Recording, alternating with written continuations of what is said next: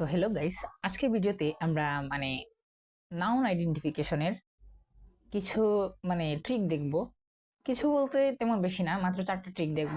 এই 4টা ট্রিকের মাধ্যমে আমরা যে কোনো পজিশনে, যে কোনো সময়ে, যে কোনো ভর্তি পরীক্ষায় বা ভর্তি পরীক্ষা ছাড়াও যে কোনো কম্পিটিশনে বা কম্পিটিটিভ এক্সামে নাউন আইডেন্টিফাই করতে পারবো। এখন আপনারা বলবেন যে নাউন আইডেন্টিফাই করলে কি চলবে? না, পরবর্তীতে এই ভিডিওর ধারাবাহিকতায় আমি নাউনের পরবর্তীতে অ্যাডজেক্টিভ, অ্যাডভার্ব, ভার্ব এগুলার আইডেন্টিফিকেশনও আপনাদেরকে শিখিয়ে দেব। তো নাউনেরটা একটু বেশি, নাউনেরটা শিখে গেলে অ্যাডজেক্টিভেরটা অনেক ক্ষেত্রে পারা যায়, তেমন বেশি কিছু নাই। তারপরে ভার্ব, অ্যাডভার্ব আমরা পরবর্তী ভিডিওগুলোতে দেখে নিব। তো এই ভিডিওতে আমরা মাত্র 4টা ট্রিক দেখব। 4টা ট্রিক দেখব নাউন নাউন আইডেন্টিফাই করার জন্য। তো 4টার মধ্যে প্রথমেই আছে নিয়মেক। নিয়মেক আছে যাদের পরে নাউন বসে। তো আমরা আমরা কিভাবে বুঝবো যে কারোর পরে বসা কোনো একটা নাউন কিনা? ঠিক আছে, কার কার পরে নাউন বসে একটু খেয়াল করবেন যে কাদের পরে নাউন বসে। নাউনের পরে এরা বসে না, কিন্তু যাদের নিয়ে এখন আলোচনা করব এরা কিন্তু নাউনের পরে বসে না, নাউন এদের পরে বসে। ঠিক আছে, নাউন এদের পরে বসে। তো পান্ডা, পান্ডা দিয়ে মনে রাখতে পারি আমরা। পান্ডা দিয়ে কি কি মনে রাখবো একটু দেখি। তো পি দিয়ে এখানে যে পান্ডাতে 5টা আলফাবেট দেখতেছি আমরা। 5টা আলফাবেটের ক্ষেত্রেই আমরা কি দেখবো, যে মাল্টিপল ওয়ার্ডস দেখবো। ঠিক আছে, তো পি দ্বারা পি দ্বারা হলো প্রিপোজিশন, প্রিপোজিশন পি দ্বারা প্রিপোজিশন। তারপর possessive, possessive pronoun, possessive pronoun.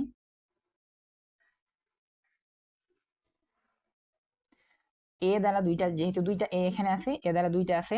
একটা হলো অ্যাডজেক্টিভ, একটা হলো অ্যাডজেক্টিভ, আর একটা হলো আর্টিকেল, আর্টিকেল।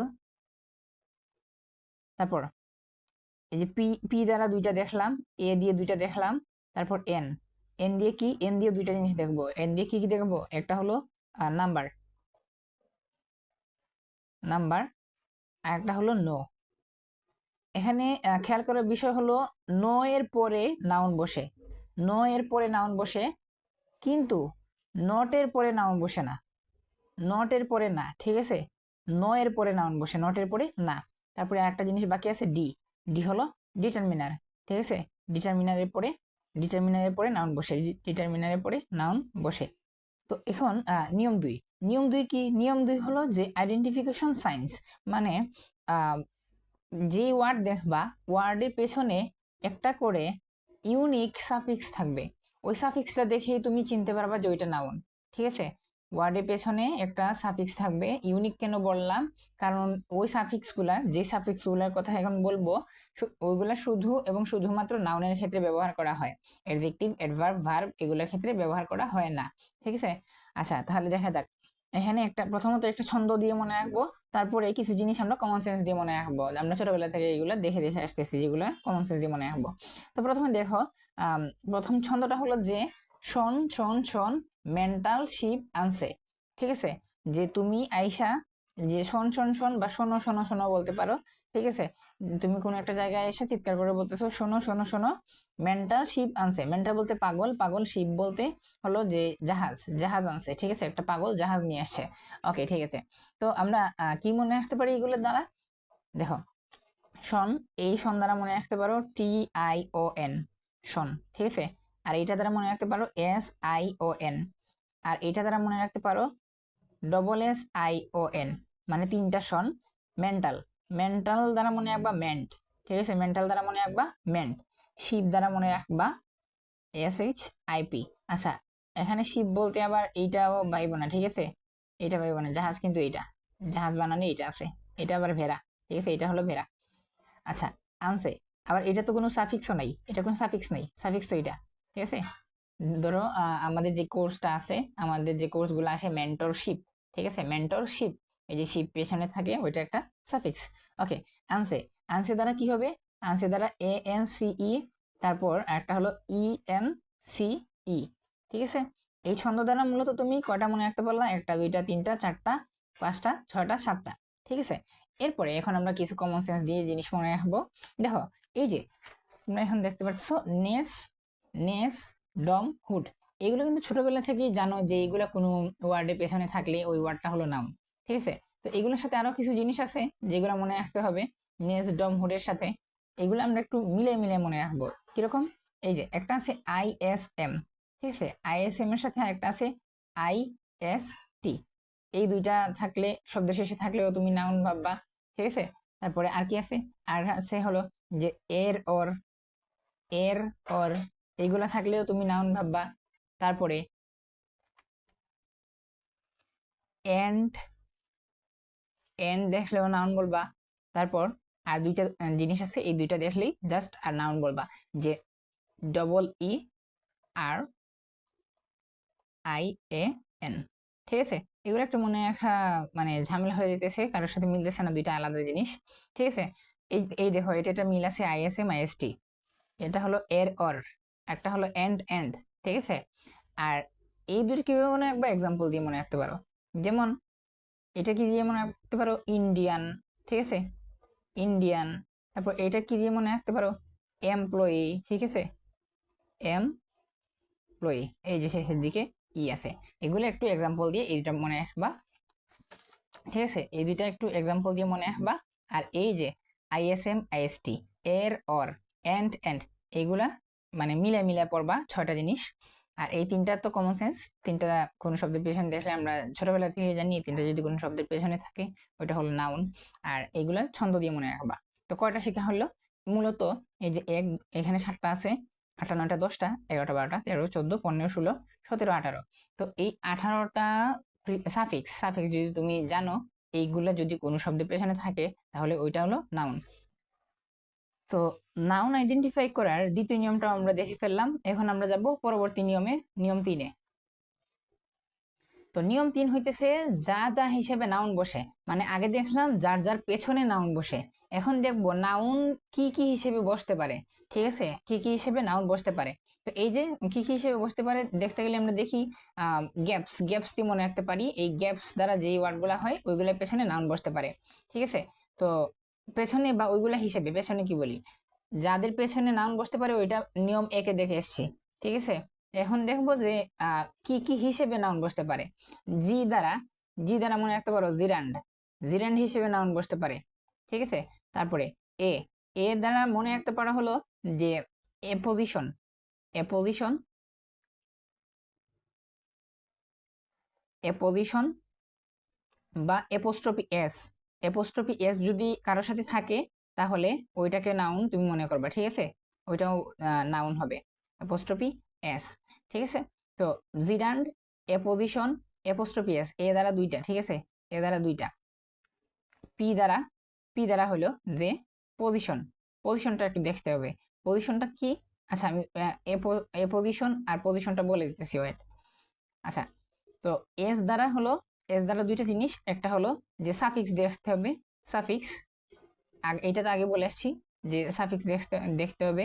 সাফিক্স গুলো দেখে মানে আইডেন্টিফিকেশন আছে, সাফিক্স না, এখানে তুমি সাবজেক্ট লেখো এস দ্বারা, এস দ্বারা সাবজেক্ট লেখো, সাবজেক্ট। তো সাবজেক্ট বললেই ওর সাথে আর একটা শব্দ চলে আসে, ফ্রি। ঠিক আছে, অবজেক্ট।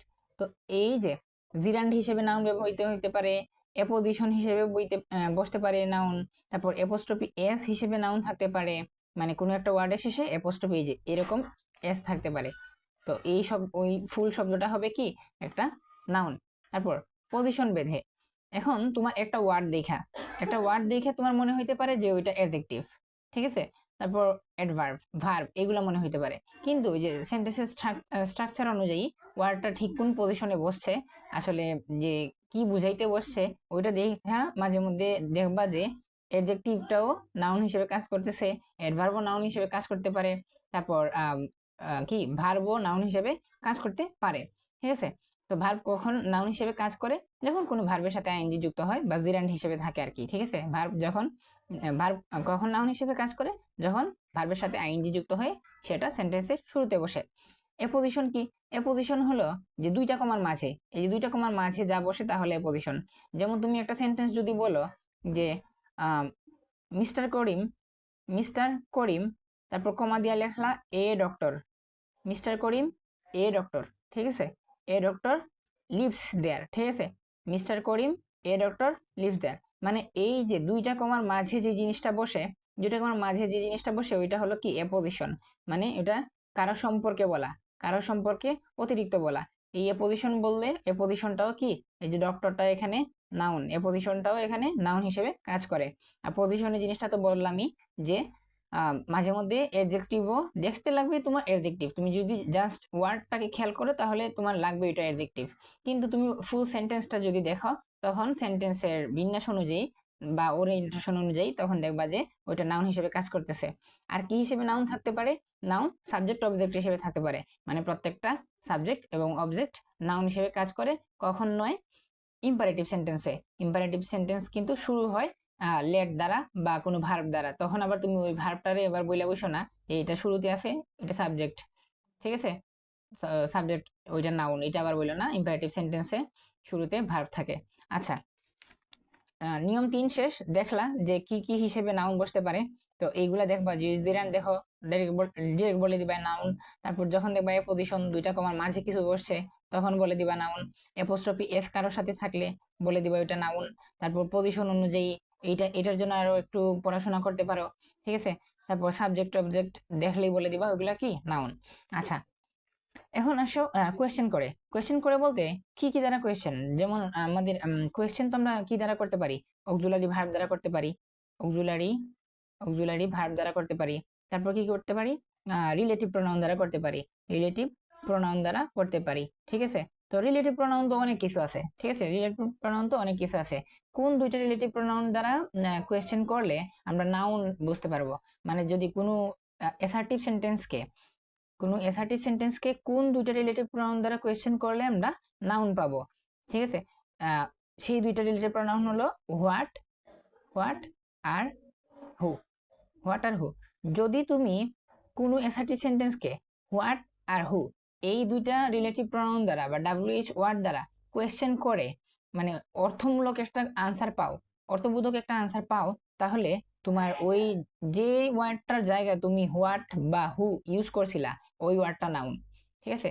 কোনো একটা অ্যাসার্টিভ সেন্টেন্স বা হ্যাঁ কোনো একটা অ্যাসার্টিভ সেন্টেন্সে তুমি যদি হোয়াট এবং হু দ্বারা কোয়েশ্চেন করে একটা অর্থমূলক বা অর্থবোধক আনসার পাও, তাহলে যেই ওয়ার্ডটার জায়গায় তুমি হোয়াট বা হু ইউজ করে কোয়েশ্চেন করছো সেই ওয়ার্ডটা হবে নাউন।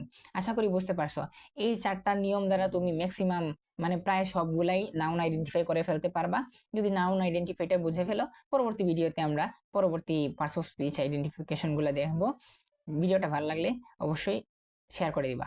ধন্যবাদ সবাইকে।